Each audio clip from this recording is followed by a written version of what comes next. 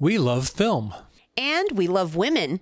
Put the two together and 1 + 1 definitely equals more than 2. Learn about the Rocky Mountain Women's Film Festival next on Loving the Springs, where we celebrate the best and elevate the rest in Manitou and Colorado Springs. This is Studio 809 Podcasts, informing, connecting, and empowering the residents of the Pikes Peak region.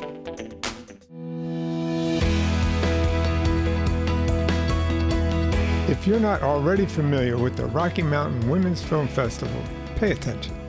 This festival is a really big deal, and the organization behind it is bringing us great films year-round. That's right. Let's roll. In the studio with us is Nicole Nicoletta with Rocky Mountain Women's Film. Thanks for joining us. Oh, thanks for having me. It's good to be here. You're such an active giver to these communities that I can't even count the number of times that I've given you a microphone. I'm so glad you do. It's a blast. To start off, you're executive director of Rocky Mountain Women's Film. That's right. And we'll give you a chance to tell us about all the things you do, but we're having you in the studio right now because coming up is the Rocky Mountain Women's Film Festival, which is just a little thing. It's a new thing you're trying this year, right? Oh, yeah. Just 38 years in, so we're seeing how this goes. Longest running women's film festival in North America. So 38th year this year, and we'll be at Colorado College again. Hoorah! Mm-hmm. So we weren't kidding when we said it's a big deal. It is a big deal. I love it. I bet you have people in the audience that are not even as old as the film festival. Definitely. That's so wild to think about. That's a good point. Yeah. Probably some of the filmmakers are not that old. Absolutely. And also awesome is we have some people in the audience for the festival who have been with us from day one as volunteers and in the audience all 38 years, including one of the co-founders, Donna Guthrie. It still comes. She still screens films, previews them for selection. 150 films she watched this year to preview for selection. Yeah, it's total dedication from these people. That's pretty neat. We ought to have her in sometime just to tell the origin story and let us know what she thinks of. Is she an active volunteer or is she Well, she becomes a sponsor once the selection is complete, but she's a volunteer when she's previewing films. She also, I want to make a quick plug about this, is she has gotten us into the Women's Correctional Facility in Aurora. So we took a selection of films. You could have done that just by robbing a 7-Eleven. We could have. It would have been a slightly different setup, yes. I don't know if I would have had the same AV support. But yeah, we took a selection of short films up there and had an incredible experience. We're going back in November, but she made that happen. Wow, that's awesome. pretty neat. Yeah. First of all, Nicole, you have some past history that I want to acknowledge. You're fairly new as executive director of Rocky Mountain Women's Film. Mm-hmm. 2 years this August. It was 2 years, yep. Immediately prior to that, you were Rocky Mountain Highway Music Collaborative. Yep. Too many words. I know. And before that, long before that, you were a sociology professor at just about every institute of higher education in town, I think, right? Yep. Yeah. Couldn't keep a job, kept on having Yeah, events I from love one it. to the I other. mean, you can't stop me from teaching sociology, so that's But just also what it is. mayor of Manitou Springs. Yes. Mm-hmm. I was. What else? I think that about sums it up. Professor, politician, executive director. What Times else? two. Mom. Yeah. Because of your Manitou Springs connection, I thought maybe we should mention that we just recently lost Marcy Morrison, who's kind of a legend in Manitou. And so I thought I would give you a chance if you want to say anything about that. Share it. Sure. I have a fond memory of having coffee with Marcy when I was first thinking about running for city council for Ward 3. Matt Carpenter was term limited. So I sat down with him, and he was brilliant, and I sat down with Marcy. And I actually have chills right now thinking about how clear and focused she was with her conversation of breaking up the good old boy club and what she had to do with the Board of Education in Manitou to be heard and seen, what she had to do on the dais to be heard and seen, and she did. And I think that we would all agree she was extremely successful in all of those elements of her professional life. So she was, that was a beautiful memory for sure. And you know, she shared a lot of that on a recent episode of Elevating Pikes Peak Women. So I'll put a link in the show notes. That's another one of our great Studio 809 podcast family. Great. So it would be worth going back to listen to. And then even more recently in the film world, we just lost Robert Redford. Yep. Rest in peace. Speaking of film festivals, he was Sundance. Yeah. Yep. And so much more than just the Sundance Festival, right? Really supporting filmmakers and writers and producers and having workshops and year-round connection in an industry that's not always easy, right? Yeah. So that's where we hope to connect with Sundance Institute is perhaps once they get here in 2027, some way to collaborate with some workshops or something year-round. So you never know. That's a great idea. And, I've seen some of the retrospectives on cable networks in the last 24 hours and just reminded of how many really amazing films that guy made. Yep, absolutely. Yeah. Okay, let's get into Rocky Mountain Women's Film. So listen, if you're a guy, you don't really need to listen to this episode because you can't get into the Women's Film Festival. We love guys. Correct Love me, guys. please. Absolutely. Yes. So sometimes, as a matter of fact, we have films that are about men. Yeah. But there will be a woman behind the lens who's creating that film and producing that film. But yeah, we have men in the audience. We have films that absolutely, like our theme this year is film for everyone. There's going to be a film that you're going to like. So it doesn't have to be that you want to, learn a story about, I don't know.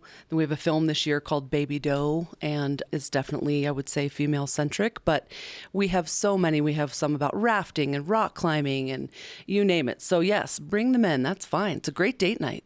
They're thought-provoking. Some of them are light and entertaining and humorous. But we definitely have plenty where you're going to walk out of there, we would hope, maybe tapping into how you feel about the topic of the film, reevaluating how you feel about it, or certainly just listening to the person next to you, whether you know them or not, on what their perspective of the film content is. The dates for the Big Film Festival, October 17th through 19th? You got it. Yep. Starts with Friday night with a big... Friday, opening night. We just announced opening night film today. It's going to be amazing. It's called Diane Warren, Relentless. And if you are at all squeamish about the F word, you might struggle a tad, but I think you should push through and see it. It is very entertaining. She is a songwriter. She's written some of the most well-known number one hits, Cher, Prince, Aerosmith, you name it. She's phenomenal, and it's her story. It's excellent, excellent film. Great way to kick off the weekend. Oh, It's I'm a looking party, forward to for that. sure. That's great. Yeah. But then there's 2 full days after that. You said it's at Colorado College. Is this all at the Cornerstone? We actually sort of take over the quadrant there. Okay. Cash Laputer and Cascade. So we're in Cornerstone, Armstrong, Gaylord, and Packard. So yeah, it's all day Saturday, all day Sunday. We have filmmaker forums that happen during lunch on Saturday and Sunday. So that will be a themed conversation with the moderator with a selection of 5 or 6 filmmakers who will be here. And then Sunday will be a different set of filmmakers answering questions on a different theme. So that's always a huge treat. That's grown exponentially over the last few years. So you can pre-order a box lunch and just grab it before you go into the room, or you can get food truck food, whatever you want to do for that. And then there's tons of Q&As after a lot of the films. And we're planning to have about 15 filmmakers. So if you want to spend your entire weekend watching film and listening to filmmakers, you can do that. But if you happen to be just in town for Saturday, you can just buy a ticket for one day to the festival too, correct? Yep, that's right. And can you buy to just one film? You can buy. It's a great question. If you want to get just one film, or we call it a block, that happens at the festival. So there's no pre-purchase of a single film, but you can absolutely do that at the festival. And just so in case people are reading this, when online sales have ended, which is not for quite some time, just know that you can always purchase tickets at Cornerstone throughout the weekend. And tickets are actually free for military and veterans on Sunday. So active duty and retired military folks, free on Sunday. That's sponsored by Phil Long Dealership. That's awesome. It is. So we're recording on September 17th, and if you go looking for the list of films today on your website, you won't see them, will you? Yeah, they're all up there. Are they? The schedule is not finalized, but there's an entire list of films, and some of them have hyperlinks to the trailers. Oh, okay. Yeah, so if you click I on missed Film that. Festival at the top, it'll just open up a whole nother menu, and film list is on there. All right. So we'll put links in the show notes to help Yeah. you out. But In previous episodes, we've talked about food deserts. But now we're in an independent film desert. We all live here now that we've lost Kimball's. So this is an opportunity this weekend to get your fill of the independent films. That's a great point. Yep. Are there one or two other films that you might want to share with us just to whet our appetite a little bit? Oh, man, sure. Teasers. I want a teaser. Oh, geez, a teaser. Okay. Well, Saturday night, we have what's called After Dark, and that's a separate ticket, $25 that you can purchase now.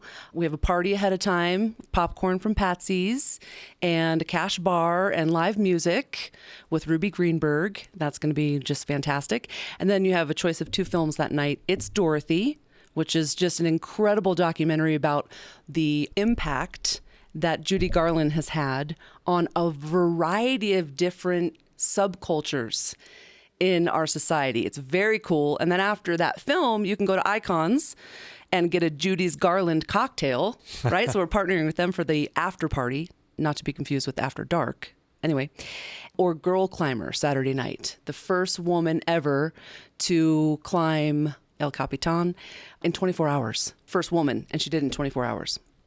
Phenomenal. If you are afraid of heights, it's a little challenging to watch, but again, push through and watch it. It's incredible. And then the one that was very profound for me and is still sticking with me is called The Secret of Me. And I don't want to say too much because sometimes you can front load what you assume people are going to respond to a film, and it's not always the same. So I just will say, though, if you can make it that weekend, you should watch The Secret of Me. The other one that's a little heavy but extremely important is Baby Doe. And then, of course, we have a hilarious one called The Pick, and it is about a dick pic. So it's a short film. It's hilarious. I think it's maybe, 12 minutes. It's so good. You got to see it. That's Saturday night. So we've got the whole gamut, right? I think that's the first time I've ever had someone say, you got to see it in relation to a dick pic. Good point. Usually I'm like, no, don't show it. That's a great point. This one, you won't actually see it, so it's all good. But it's fantastic. Oh my God, you've got me intrigued with that. Just trying to wonder where it comes from and where it's going. So the film is fantastic, not necessarily the dick. Luckily, we never had to see that. That's right. And you won't either, I promise.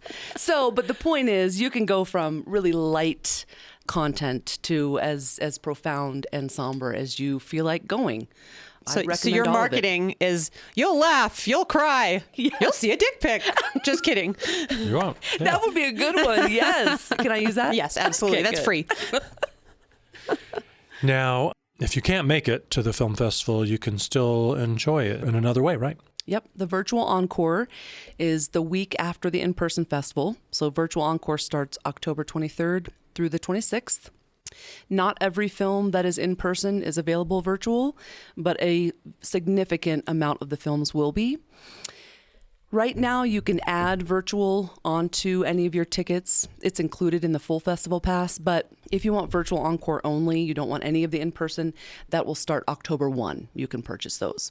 So it's a great opportunity. A lot of people will look at the schedule and they'll say, okay, these are the things that are not on virtual. I can only see in person. So they'll plan their weekend, see all of those, and then spend the next week watching virtual. Yeah, and one of the only frustrating things about a film festival on multiple screens is you have to miss something You in have to order to see choose. something. Yeah.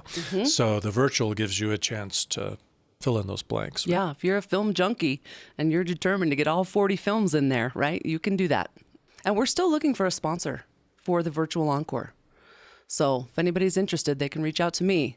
You get to put an ad. So anytime somebody clicks on a film during the Virtual Encore, you can have your ad play. I mean, it's phenomenal outreach across the state of Colorado and the nation, quite honestly. So email me at nicole@rmwfilm.org, or they can call me at 226-0450. Or you can stop by the office. We're usually, right now, we're all there all the time. So you'll find us. Is your office still at the Lincoln Center? Yep. Yeah. So you can either get a beer at Goat Patch. They're great partners of ours. You can get some bread at Nightingale or coffee at Building 3, right? And then come see us. Is that where your screening room is still? We do that once a month, yes, for Film Club or private events. People have private events there. And yeah. You guys don't just rest on your laurels after the film festival's over. Right. And as a matter of fact, as you were saying about, Kimball's and independent film, once a month from March through August, we have independent films at Ivy Wild. It's called our pop-up cinema. Ivy Wild in the gym, and they are new release independent films. So slightly different from what we do at the festival, but still independent films, fantastic. We were sold out every event this year. It's growing and growing all the time. So that's just such a fun venue. And then we do film in the community. Those are films that are from previous festivals. They're always free. We want anyone and all people to have access to these great films. And we show those films throughout the community at different partners like the Manitou Arts Center, Westside Community Center. We're doing one this year at Garden of the Gods Resort and Club. It's going to be really fun. So all that information is on our website. I'm going to recommend your email newsletter. Even if you have 65,000 emails in your inbox like I do, this is one newsletter you want to subscribe to, I think. Good. Thank you, Dave. Yeah, and you can do that on the website at the very bottom. Sign up for that. We try not to flood your inbox, but this time of year, it is definitely a fun time to get those once a week announcing films, or we'd have drawings sometimes for free passes. 2 free nights at the Mining Exchange. That's where our filmmakers are staying this year. And so we have a block rate there, and you can enter to win a couple of nights there. So yeah, definitely sign up. That's a good point. And there's free transportation on Mountain Metro. That's right. Almost door to door. Mm-hmm. Or the scooter. Or bike ride. That's right. Why Rocky Mountain Women's Film? Tell us a little bit about your mission and your vision and what the organization really is all about. Sure.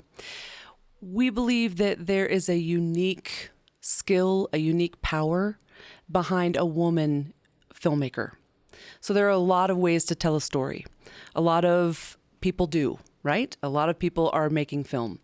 But we believe, certainly the independent film industry, the way in which a woman tells a story from behind the lens has a unique ability to connect us, a unique ability to share that story in a way that is, if not relevant to your own life, something that allows you to evaluate how you feel about things, open your mind to new ideas and perspectives. And at the end of the day, our hope is that you leave the film or the festival or the event as a more empathetic person than you were when you walked in. That is very, very important to us. You know, when it started with Donna Guthrie and Jerry Martin, they were on their way home from the Telluride Film Festival. And they said, we got to bring something like this to Colorado Springs, right? This was in 1986, 87. And they were very committed to making sure that it was about creating a platform for women filmmakers. So we've just carried that on. And of course, over the years, as the content and the quality of the filmmaking has grown and improved, we're convinced that there's a very special opportunity to watch films that are made by women. Certainly, as well, I should say, the ones that are about women, right? So if there is a man on the team, great, totally fine, all good. The stories about some of these women are often the stories that are not heard. We are not talking about them, or we're talking about them in maybe a glamorized way, not as much of the raw emotion. And we feel that there are voices that are unheard and unseen all too often, and women filmmakers in the independent film industry seem to be the ones making those films. So 38 years, and there's no shortage of films and important content. It's not easy to make a film. Mm-hmm. You have to be tenacious. You have to be, there's just so many things. Got to be creative for sure, but just the logistics of funding a film and getting the right crew together and making it happen, I think there's a certain kind of woman that pulls it off beautifully. And those are the kind of women that you definitely want to hear on the stage. You definitely want to meet the filmmaker for the women that make that happen. Mm-hmm. Well, it's a special relationship between the filmmaker, not just with women, but between the filmmaker and the subject, right? If you're actually responsible for telling someone's story, that's extremely difficult story for them to relive or then to see it on the screen. It's a very special relationship, and I think something that women hold sacred as filmmakers and do their absolute best to make the subject proud, certainly tell the story as honestly as possible. I was recently trained as an art docent. And one of the things that came up is we only gather or absorb about 30% of what we see. Mm. And when you are with other people in an analog world where you can reach out and touch them, and especially if you can talk to the artists themselves, the filmmaker, and hopefully see that other 70% that you missed. So, as men, I think instantly we miss what women potentially see. And to have an opportunity to see it from a slightly different perspective, even though we're looking at the same subject, is a powerful thing. And this is a perfect place to have that opportunity. Beautifully said. It's so true. And you're right, that face-to-face moment with the filmmaker, either at the Q&A or at any of the parties over the course of the weekend, it almost feels like, and when I say this to filmmakers, they get a little shy about it, but it's almost like meeting a celebrity. How did you tell the story so amazingly that way? Or like meeting your favorite musician who moves you with their music, right? It's incredible. So we also have the youth outreach program that happens on the Friday of the festival. Local high schools, their students can choose to watch some of the films that are going to be at the festival. And then we work with the filmmakers of those films, and they do a private panel and Q&A with the high school students. And a lot of times the high school students will create art based on how they feel after watching the film. So many of the filmmakers have said it's their favorite part of the whole weekend is connecting with these high schoolers. And high schoolers have said they never knew that they needed to either acknowledge something they had gone through, or certainly had never felt like there was anyone else who could share the same story or a similar story. Yeah, it's very, very powerful. One of the things I got to do was meet Thomas Dambo, who is the guy who built Rita the Troll. Yes. And I've seen about 10 of his trolls now. And each one is cool to see and touch and climb on if you get the opportunity. But meeting him and hearing his story and why he uses what he uses totally changed my appreciation for the trolls. I just saw Rita for the first time this past weekend, and now it's on my list. I want to see all of them. There's That's so cool. 165 of them. It'll take a while. I know, but what and a he's cool building. bucket list. Yeah. That's So, awesome. Before we ask the final question, you know what I think would be a really interesting exercise? I don't know how you'd get to it because you'd want the people to have the same passion for it, but to have a community project where you have a male filmmaker and a female filmmaker both tell the story of the same subject and see, as they worked separately on it, how the stories were similar and how they differed based on, the gender lens that you film from, which also then obviously comes with experience and everything. But that would be a very interesting sociological study. Yes. And, obviously we have more than the two genders too, so you could even open it up further, but to have someone's same biography told from many points of view. That is brilliant, right? Because even the questions they decide to ask the subject, right? The things they decide to highlight, the nature they decide to put in the background, whatever. Be kind of a fun awesome. short film. Yes. I wonder if we could make it happen, do like a short film. Is gender studies still... Anyway, could be something cool. I think that still happens. I love it. That's a great idea. Thus began Carrie Simison's 4th or 5th career. I'm not qualified. Oh, I love it. And just do it. I mean, we can even just start small. Start right here in Colorado Springs. Yep. Because Mayor Yemi is all about the film industry and incentives and such since Sundance made their announcement. So people are hungry for it. That would be cool. I like this. Let's have coffee or a cocktail or a mocktail like and see if we can make something happen. Okay, I'm in. Is it time? It must be time. So we ask all of our guests, what is it that you love about Colorado Springs and or Manitou? I like being able to walk from my house into Old Colorado City and eat and drink and shop. I mean, the list is huge, right? I can name off a gazillion things. But the first thing when I think about, especially the busy life that I have right now, getting ready for the festival, the peace and quiet of leaving my house and walking into OCC is a treat for me. Yeah, I'm thankful for that. It's interesting when you visit other places after living someplace that is walkable and you go to someplace like Tucson or Phoenix and you're like, holy cow, this really isn't set up for pedestrians. And as much as you may find parts of our town that you have that feeling about, there are so many neighborhoods that really are walkable. And you're right, what it does to your day when you're coming out of chaos, when all of a sudden, instead of having to get in your car, you can walk from your front door to wherever you want to go, whether it's the grocery store, someplace for sit on a patio and have a drink or even just going for a walk. Yep. I'm Yep. with you. I Yep. count that as one of my loves as well. Yep. Absolutely. Good answer. I approve. Indeed. All right. Well, is that a wrap? I think so. You guys are the best. Thanks for having me. That was It's great. always fun. One more time, where do people go to get tickets and info? rmwfilm.org. You can find anything and everything you need on our website, or you can call 226-0450 and we will answer all your questions. Okay. So save the date on your calendars, October 17th through 19th, Colorado College, multiple venues on the campus. Be there or you're going to miss out on some great film. And just in closing, I want to give an extra special thanks to Judy Perring and the other good folks here at the Next Us. That's the location of the Studio 809 Podcasts community podcast studio. And this is a building that is, you could just call it a co-working space, but it's so much more. It has such a good vibe, really incredibly good people and creative events. So thank you to the Next Us for being partners with Studio 809 Podcasts and making this all possible. All right. Thanks, Nicole. My pleasure. Thanks, Dave. Thanks, Carrie.